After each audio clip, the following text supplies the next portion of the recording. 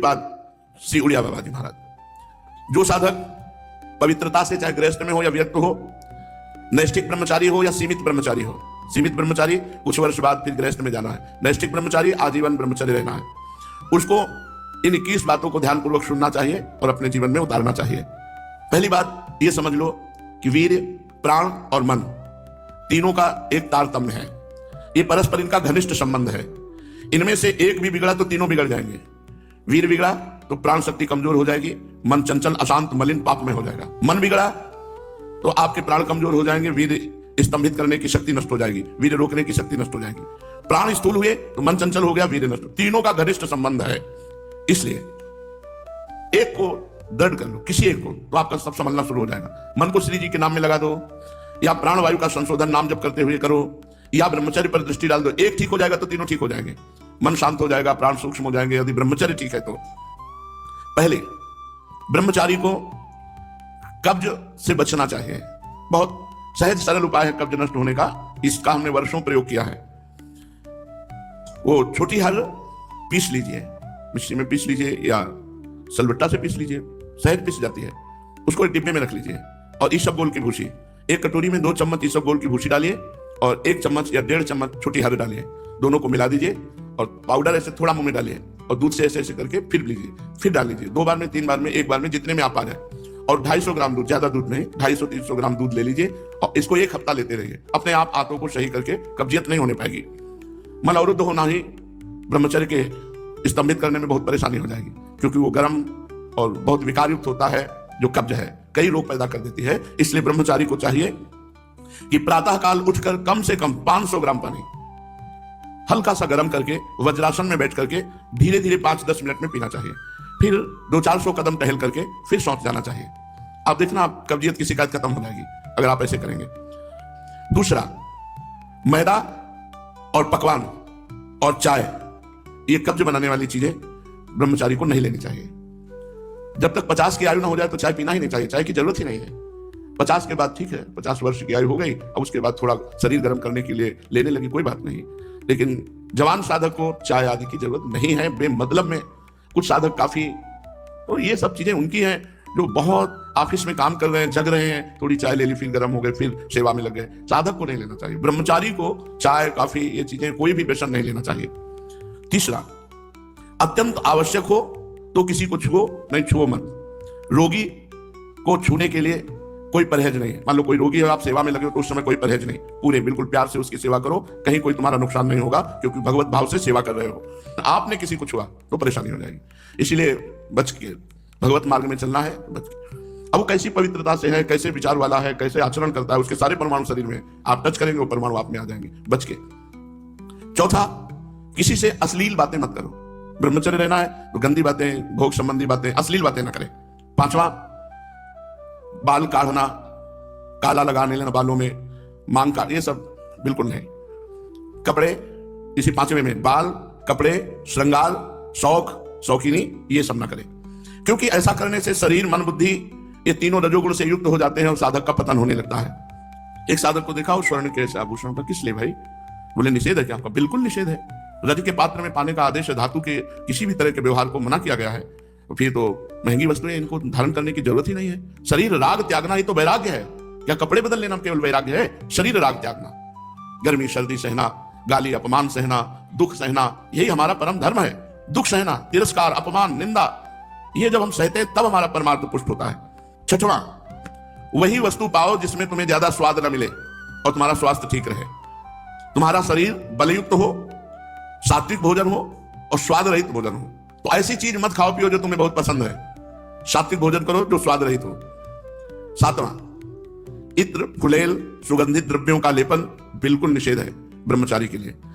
सुगंधित द्रव्य लगाना, इत्र, फुलेल लगाना, ये बिल्कुल निषेध है, नहीं लगाना चाहिए। 8वां, प्रतिदिन नियमानुसार व्यायाम करें। व्यायाम बहुत बार साधकों से कहते करो। देखो, एक मोटरसाइकिल भी सुबह जब स्टार्ट की जाती है, बहुत जोर से स्टार्ट की जाती है, खड़े खड़े उसको बहुत, वो एकदम गर्म हो गई चल दी, तो ऐसे बहुत जोर से आधा घंटा स्टार्ट हो, दंड बैठक मारी, पसीना पसीना हो गए, सर के बल खड़े हुए, और भी आसन, प्राणायाम, व्यायाम, अगर ये करोगे व्यायाम तो ब्रह्मचर्य बहुत पुष्ट। जवान से तो जवान 100-500 दंड मारी, 100-500 बैठक मारी, तब समझ में आता है हाँ ब्रह्मचारी, समझ में आवे कि ब्रह्मचारी। व्यायाम करो, प्राणायाम करो, करो, मानो हमारी बात। हर साधक को, चाहे गृहस्थ साधक को, चाहे विरक्त, व्यायाम तो करना ही चाहिए। बहुत बड़ी औषधि व्यायाम है। प्रतिदिन नियमानुसार व्यायाम करो और भोजन उतना पाओ जितना आराम से पच जाए। 9, अच्छी तरह चबा चबा करके भोजन करो। कोई कोई तो ऐसे भोजन करते हैं, कवल गया वो अंदर गया। भगवान अंदर कोई मशीन कटिया काटने की थोड़ी लगी, आते हैं 32 दांत भगवान ने इसलिए दिया कि 32 बार एक कवल को चबाओ, एकदम महीन लुब्धी करके। 2 रोटी भी अगर ऐसे पाओगे तो बहुत बड़ा असर करेंगे, वो आपका पौष्टिकता बढ़ाएंगे। अरे जल्दी जल्दी जल्दी जल्दी। शास्त्र कहता है थोड़ा आहार करो लेकिन खूब चबा चबा करके आहार करो। और दांत सफाई रखनी चाहिए। पाचन शक्ति पर बहुत प्रभाव पड़ता है जब आप चबा के नहीं पाते हैं। कुछ दिन बाद आपका लीवर गड़बड़ हो जाएगा। आप चबा चबा के पाइए, थोड़ा पाइए, अधिक समय लगाइए। 40 मिनट में पाइए, 1 घंटे में पाइए, लेकिन चबा चबा करके पाइए। अगर हमारा भोजन चबा के जाएगा तो बहुत जल्दी पच जाएगा और स्वास्थ्यवर्धक होगा। थोड़ा अन्न भी बहुत शक्ति प्रदान करेगा। 10वां, 3 बार स्नान करना चाहिए ब्रह्मचारी साधक को। 3 बार ना हो सके तो 2 बार तो करना ही चाहिए। मुझे लगता है 2 बार तो प्रायः सब लोग करते हैं, क्योंकि प्रातः स्नान और शाम की जब वाणी पाठ में आते हैं तो सब स्नान तिलक करके आते हैं। 11वां, अपने विचारों को रात्रि के सोते समय जांच कीजिए कि कितने मिनट गंदे विचार आए, किसके संग से आए, क्यों आए, कैसे हटाना चाहिए। 12वां, जहां रह रहे हो ऐसे स्थान पे होना चाहिए जिससे आपको शुद्ध वायु मिलती रहे। एकदम लॉक आसपास से बंद ऐसा होना चाहिए जिससे वायु क्रॉस होती हो। और वायु क्या है उसको कहते हैं अंग्रेजी में, हाँ जो है वेंटिलेशन वो हवा क्रॉस होती, वेंटिलेशन, हाँ हवा क्रॉस होती हो ऐसा रखना चाहिए अपने कमरे का कि एक दरवाजा खोल दिया, खिड़की खोल दिया, थोड़ा वायु शुद्ध आती रहे। 13वां, प्याज, लहसुन, ये चीजें भोजन में नहीं होनी चाहिए। अब इसके आगे वाली तो क्या वर्णन करें, मांस मछली, ये तो कभी नहीं खाना चाहिए, खाना ही नहीं चाहिए किसी को भी। प्याज लहसुन घोर तमोगुण पैदा करता है, इसे नहीं खाना चाहिए। ये संतों ने वर्जित किया है। इसमें कोई पाप नहीं है खाने में, पर ये तमोगुण है और भजन में बहुत विरोधी है, इसलिए इसे नहीं पाया जाता। जैसे कुछ संत सलगम नहीं पाते, गाजर नहीं पाते, बैंगन नहीं पाते, क्योंकि इनमें तमोगुण उत्पन्न होकर के भजन विरोधी वृत्ति आने की संभावना है। प्याज लहसुन तो खुला सब संतों ने निषेध किया है जो हमारे भागवतिक मार्ग में चलने वाले हैं। रात को रसेदार शाक या दही या छाछ नहीं खाना चाहिए रात के समय। ब्रह्मचर्य पालन करने वाले को इमली नहीं खानी चाहिए, किसी भी तरह की खटाई नहीं खानी चाहिए, अधिक तेल का प्रयोग नहीं होना चाहिए, लाल मिर्च नहीं होनी चाहिए, कोई भी गर्म मसाला नहीं होना चाहिए। अरे बहुत बड़ा व्रत है ब्रह्मचर्य। ये अत्यंत आवश्यक है कि रात्रि में यदि आप दूध लें तो ना ठंडा होना चाहिए ना गर्म होना चाहिए, बस ऐसे कोश आया होगा हल्का सा गर्म कर, और उसे पी के 30 मिनट टहलना चाहिए, तब शयन करना चाहिए। दूध पी के 30 मिनट टहलना चाहिए।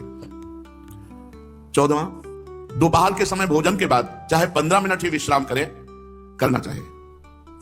वैसे वर्णन है 16 बाई करवट, 32 श्वास सीधे और 64 बाई करवट, इतने में 15 मिनट हो जाएंगे, या कम में भी हो सकता है। कम से कम भोजन के बाद 15 मिनट तो विश्राम करना ही चाहिए मध्याह्न में। यदि रात्रि में आप जगते हैं तो मध्याह्न में सो सकते हैं।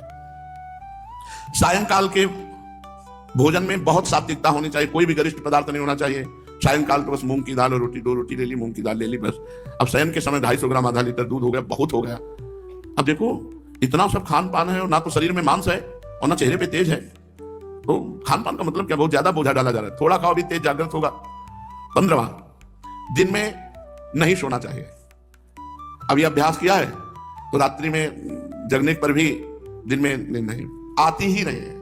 जैसे लेटे भी तो एक ऐसी सरसराहट सी शरीर में होती है, उठ के बैठ गए, कभी टहल रहे, पूरी दोपहर ऐसे करती है। रात्रि में 8, 9, 11, 12 जगने के टाइम, ये 11 12 के बीच में, 8 9 के बीच में शयन करना। मध्याह्न में 1 मिनट भी नींद नहीं। अभ्यास योग युक्तेन चेतसा नान्य कामना, अभ्यास किया जाए तो हम हर विषय पर विजय प्राप्त कर सकते हैं।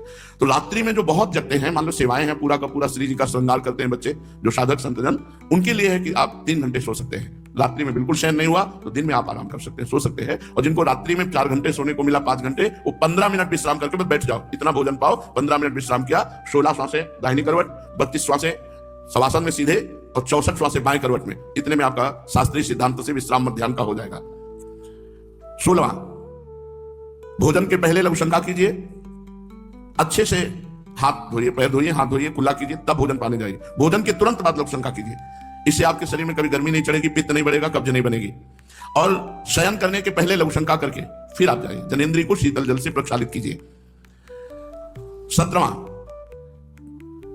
64 श्वासें बाएं करवट के बाद अगर आपको रात्रि में सोना है तो फिर दाएं करवट में तुरंत हो जाइए। बायां स्वर शीतल नाड़ी चलेगी, चंद्र नाड़ी, इससे आपको स्वप्न दोष नहीं होगा। आप देख लीजिए ऐसा करके 16 श्वासें दाएं करवट, 32 शवासन, 64 बाएं, और अब सोना है आपको तो तुरंत फिर दाएं करवट हो जाइए और दाएं करवट सोने का अभ्यास कीजिए। जो 18वां, रात्रि में पहली नींद के बाद जहां नींद खुल जाए दोबारा मत सोइए, बैठ जाइए आसन पर और जप कीजिए, भजन का अभ्यास कीजिए। ये जीवन भर रही है वाणी हमारे साथ, तो यही अभ्यास पूज्य पादुरिया बाबा की आज्ञा से, यही अभ्यास आज भी यही अभ्यास भगवत कृपा से है। तो इसीलिए 11 से 12 का जितने में नींद खुली, बस जहां घड़ी पे दृष्टि पड़ी 11 के ऊपर, तो बस फिर बैठ गए। बराबर तो बैठ नहीं सकते, घंटा 2 घंटा, तो फिर थोड़ा 4 कदम टहले, फिर बैठ गए। ये लड़ाई है, लड़ाई है। नींद से लड़ना, भोजन से लड़ना, काम क्रोध से लड़ना, भगवान के लिए हम इन सब सुखों का त्याग करते हैं जो लौकिक सुख है। रात्रि में निद्रा भंग हो जाने पर साधक को पुनः नहीं सोना चाहिए, नहीं तो स्वप्न दोष होने की संभावना है। साधक को चाहिए समाचार न सुने, टीवी न देखे, कोई सीरियल न देखे, अश्लील पुस्तकें न पढ़े, ये नहीं करना चाहिए। साधक को नहीं करना चाहिए। हमें सब कुछ भूलकर अपने प्रभु की याद में डूबना, चाहे गृहस्थ हो चाहे विरक्त हो। 20 किसी भी तरह का मनोरंजन न करें। कई प्रकार के सांसारिक खेल हैं, मनोरंजन न करें। मनोरंजन करने से संसारिकता बढ़ती है, भजन की गंभीरता नष्ट हो जाती है। यदि आपको समय ऐसा है कि हमारे पास समय है 1 घंटा हम समय, तो आप कोई फुलवाड़ी लगा लीजिए, अगर जगह है उसको सींचिए, आप श्री जी के लिए जो वाटिका है उसकी सेवा कीजिए, सोनी लगा दीजिए, पोछा लगा दीजिए, दीवालों को साफ, मतलब किसी क्रिया में लग जाइए, मनोरंजन मत कीजिए। 21वां, किसी की निंदा मत कीजिए, किसी की समीक्षा मत कीजिए ब्रह्मचारी है कि नहीं, और किसी भी सांसारिक उत्सव में सम्मिलित नहीं होना चाहिए। श्राद्ध है, पितृ तर्पण है, ब्याह है, पार्टी है, किसी भी तरह के इसमें नहीं सम्मिलित नहीं होना चाहिए। हमें सम्मिलित होना है भगवत भक्तों की, जहां लीला कथा हो रही भगवान की, उस सभा में। हमें सांसारिक संबंधों की सभाओं में नहीं। लो बाबा निमंत्रण है, आप आ जाइए ब्याह में। किसी के भी ब्याह में सम्मिलित होना, पार्टी में सम्मिलित होना, मुंडन के उत्सव में सम्मिलित होना, पितृ तर्पण आदि के, श्राद्ध आदि के, किसी में भी नहीं। किसी भी ऐसे उत्सवों में सम्मिलित नहीं होना जिनका संबंध संसारिक क्रियाओं से है। ब्रह्मचारी उपासक को चाहिए कि बस केवल भगवत भक्तों की जहां मंडली है, भगवत चर्चा है, रसिक मंडली में या तन को नीके ढंग लगाओ, क्योंकि वहां आपकी वासनाएं नष्ट होंगी और भगवत आराधना होगी। पार्टियों में जाओगे लोग ऐसे वैसे, रजोगुणी कपड़े, रजोगुणी भोजन, तुम्हारा बुद्धि चलायमान हो जाएगी। क्या हुआ, रसेंद्री का ही तो स्वाद है। अरे मारो घाटी नीचे माटी, बस ऐसे 2 अंगुल जीभ का स्वाद है, यहां से गया खत्म, नर्क। तुरंत उल्टी करो तो गंदा, और 6 घंटे रुक जाए तो गंदा ही गंदा। काहे को अपनी इंद्रियों को